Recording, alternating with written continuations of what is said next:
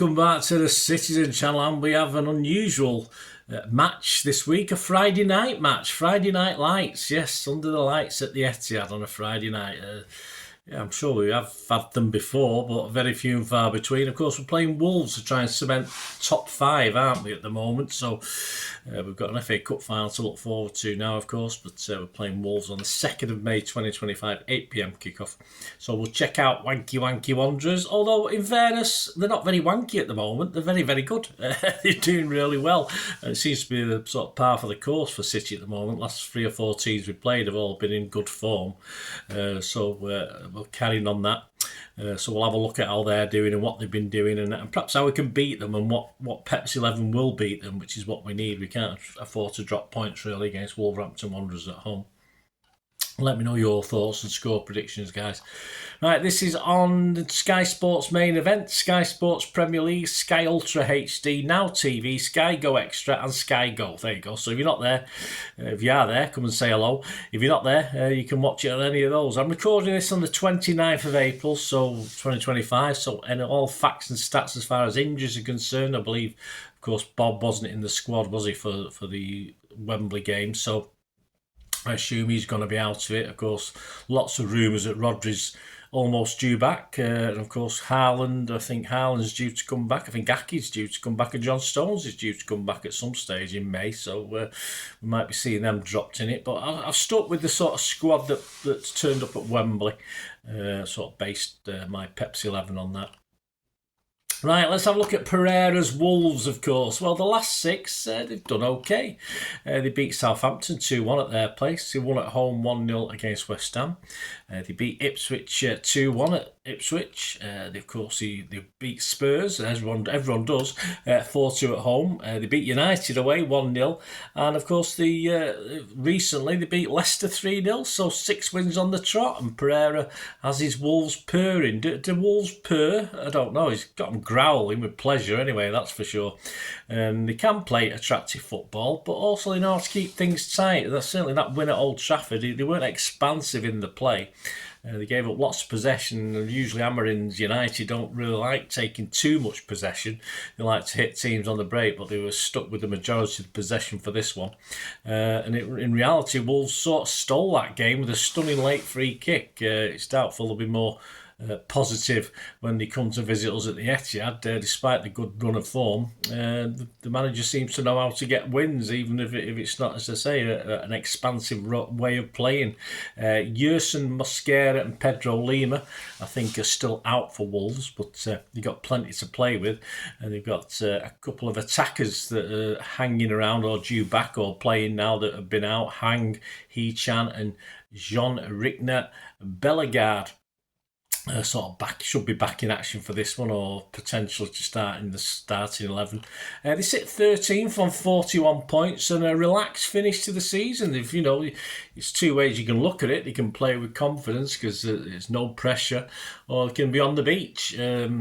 Probably a bit way between the two with Wolves. Certainly after that win at Old Trafford, it certainly meant a lot to them. They'd love to get a double in Manchester, of course. And it's not always been the case with Wolves that they've been comfortable with 4 or 5 games to play, so they'll enjoy that. After us, they've got Brighton at home, Palace away and Brentford at home. They're probably looking for 5 or 6 points from those 3 games, because let's hope we won't get any from this one. Their away form actually is better than the home form. They've actually scored 1 more point away from home than they have at home. They've won 6, drawn 3 and lost 8 away from home. So they don't particularly go out for a draw. They'll nick a win if they can, but it's unusual. The pressure of Molineux, which is quite a lively stadium, can be very noisy. Obviously, they enjoy playing a little bit more away from that pressure, away from home. If you look at our recent form against Wolves, we've had 1 defeat in the last 6. Our last 6 results against Wolves, we beat them 3-0. This is all at the Etihad. Beat them 3-0. We lost 2-0 in the 1920 season. We won 4-1, 1-0, 3-0, and last season it was 5-1. So I think we'll need to score early in a similar way that we stopped Notts Forest plans, didn't we, at weekend, by scoring early. I think we have to do that to bring Wolves out as well. So that's what we'll need to do to beat them. But as I said, they're in some good form. So that'll bring us on to the Pep's 11 that can do that. The team and squad against Forest for the Wembley semi-final.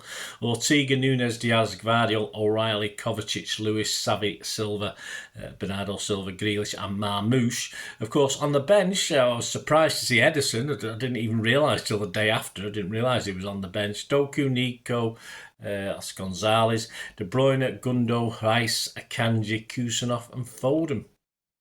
The old adage, you shouldn't change a winning team, doesn't really apply to 2025 Pep Guardiola, does it? So I think we could expect to see at least 3 changes from this Wembley team. Could one be Ederson? Of course, he was on the bench. Will he return for this? Obviously some people were saying we might not see him again, but we did see him. All right, we didn't see him playing, but he was there on the bench. So will he play in this game? I always prefer Ederson over Ortega. All credit to Ortega, he does a good enough job, but he's not Ederson. Simple as that. KDB's an interesting one, isn't it? I honestly thought he'd play at Wembley, but he didn't. As Pep just dropped the legend for a more robust midfield, a more active and a more bustling midfield. KDB, unfortunately, has been sort of one good game, one bad game in the odd games he has played recently. And Pep appears to be reluctant to go with this or risk it, certainly with 4 games to go where we need to get probably get at least 3 wins out of them to get into that top 5. And to be honest, against Forest, his team without Kevin did the job. It's as simple as that, so why change? But again, we're talking Pep Guardiola here, aren't we? This is why I've been struggling to get too many in my 11s. I've been getting the odd 7. I got an 8 last time. I've had as low as 5 over the last 3 or 4 weeks with my predictions. So, because Pep's just keeping us on our toes. He's not sticking with a winning team, that's for sure. He keeps making little quirky changes. Defensively, despite our back 4 appearing untouchable at the moment, there are lapses. We could have easily let 2 or 3 goals in at Wembley. A little bit of luck. We're not always going to get that sort of luck every game. And there's something, of course, in the significance of the absence of Gonzalez. We don't know why. No one's asked him why he's not been playing this £50 million DM that we brought in, we were desperate for, seemed to settle things down, and all of a sudden he can't get a game. So, he's the sort of guy you'd expect if the defence is sort of not letting in goals, but letting in chances, which is what we were against Nottingham Forest. He has a level of protection, doesn't he? So why is he not playing? And of course, it appears highly unlikely Akanji at this late stage is going to gate crash that back 4 either. So the back 4 party, as far as starting the games is concerned, unless they get in it, someone picks up an injury, of course. But of course, you've also got Kovacic, who plays not great defensively. He's more attacking minded, but he's doing the business. So yes, Nico Gonzalez, may still face a weight. We'll have to see on that one. And I think the same with Kusanov. He can't get himself into that back 4, can he? So he's another one who's warming the bench. Of the 11 against Forest, those that didn't perform for me were probably Grealish and Savi. Now, I don't really expect Pep to give either of those 2 another chance, so I expect them both to be warming the bench for this one, but I say that's Pep, we don't know. And is Foden's season over? Will he be any more than a bit part player now for our last 5 games, and we'll start from scratch again next season? That seems to be the thing with Foden. We've accepted he's got to write this season off now, not get back to his best, and we'll start again from scratch for season 25-26. Though I'm fairly sure Gundo will be appearing in a start or 2 between now and the end of the season, but I've got confidence that Pep will do that. Whether it's right or wrong is another matter. So there you go, a few whys and wherefores, guys. So this is my 11. I'm hoping to get at least 8 with this, but as I said, it's so hard to read Pep's mind at the moment, apart from that back 5. And I'll go with Ederson, assuming that Ederson is fit. Of course, if Ederson isn't going to be fit enough, certainly, obviously, Ortega will be stuck in there. But for the purposes of this Pep's 11, I'm going to go Ederson. The back 4 the same. I can't see any reason he's going to particularly change it. As I said, even though we did give up chances the at the weekend. Nunes, Diaz, Gvardiol, and O'Reilly, who's certainly earned his place, hasn't he, O'Reilly? And yeah, in the middle, obviously Lewis has earned his place as well. But Pep does show loyalty when these guys are doing it for him. But I've stuck Gonzalez in. I've took a chance. I've stuck Gonzalez in as an extra little bit of a defence for the defence. Kovacic as well. So I put Gonzalez and Kovacic. So I've ignored Gundo for this one.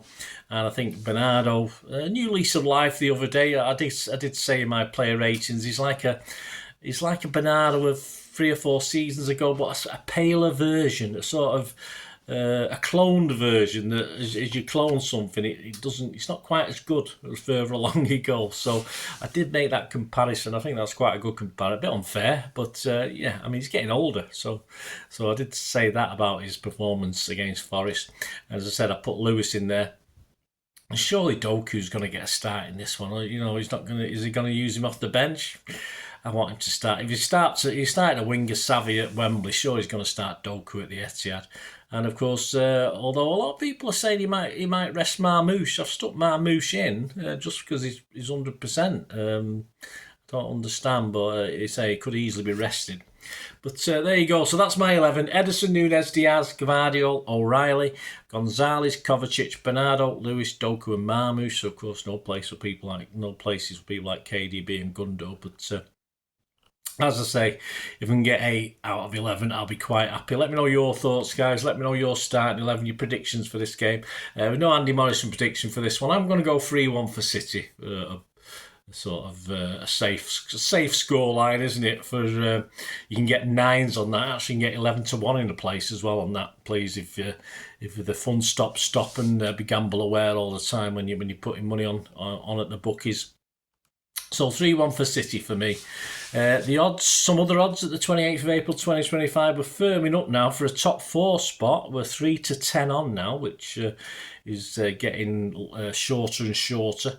Certainly if we beat Wolves and then we face Southampton away after that, so obviously it'll be even shorter than that. So 3 out of 10 to finish top 4 at the 3-10 on to finish top 4. Other popular scorelines for this game: 2-0 you can get 6-1. Generally you can get 7-1 in a place. A 1-0 and a 2-1 City win you can get 7s. You get 8-1 in a place. A 3-0 City win you can get 9s, but in a place, but generally 17-2.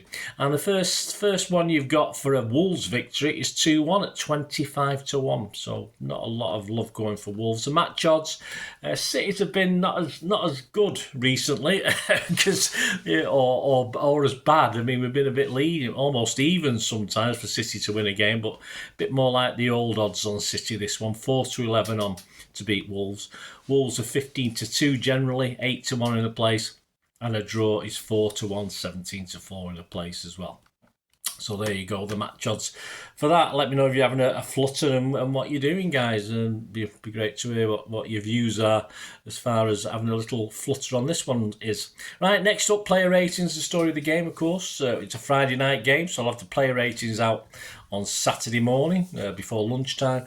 I'll have the story of the game out on Sunday, and then of course other bits and pieces will be out, but then keep those buttons pressed for a Pepsi 11 for the visit to relegated Southampton, which I have got a ticket, although I've not had the ticket. It's not on the phone, this one. It's one they send you out, so I've not had it yet, but so I should be going to relegated Southampton probably for the 6th season on the trot. I think I've been most seasons now for the last few years, from not going at all to being almost every year. But I'll have a Pepsi 11 out. That'll be out on Wednesday, guys. So next Wednesday. As I'm recording this, I hope you enjoyed this little feature. Please stay watching. If you want to help support the channel going forward, I'm always much appreciative of that, and there are ways of doing it, guys. As ever, it's obviously wonderful if you can do that.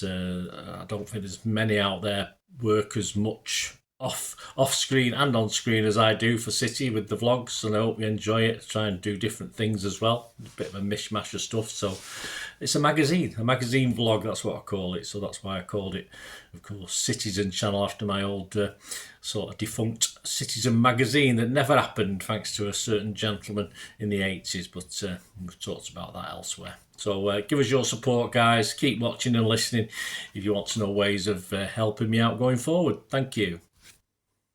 hope you enjoyed the feature, and yeah, if you can support me through the subscription, if you can subscribe, guys, that'd be wonderful if you've not already done so. We do actually have memberships at the moment, just 99p a month, so you get access to all my city stuff, including all the history vlogs, dozens and dozens not been published yet that you get immediate access to, and every time I do a edit and do a vlog, you get immediate access to it as well. So you can have a copy of scripts as well if you want any hard copy of the sort of things I do on matches and teams and managers and players, etc, etc. So if you can join the membership, that'd be wonderful. We do fine. And yeah, if you want to support the channel just by watching the ads, that helps. Watch the ads, let them play through while you just have to check your phone or something, let it play out. And of course, if you follow any of the links, that always works as well. If you follow a link to one of the ads and you fancy something, I've done it myself. I've followed a link and actually purchased something from another organisation. But it can happen. It can happen. Not all ads are stuff you're not interested in. And of course, if you can give us a like, guys, that would be absolutely fantastic. All likes are much appreciated. Anyway, thanks for watching. Until the next time, of course, I only ever ask one thing, don't I? Please, I ask you all to stay safe, especially you Blues.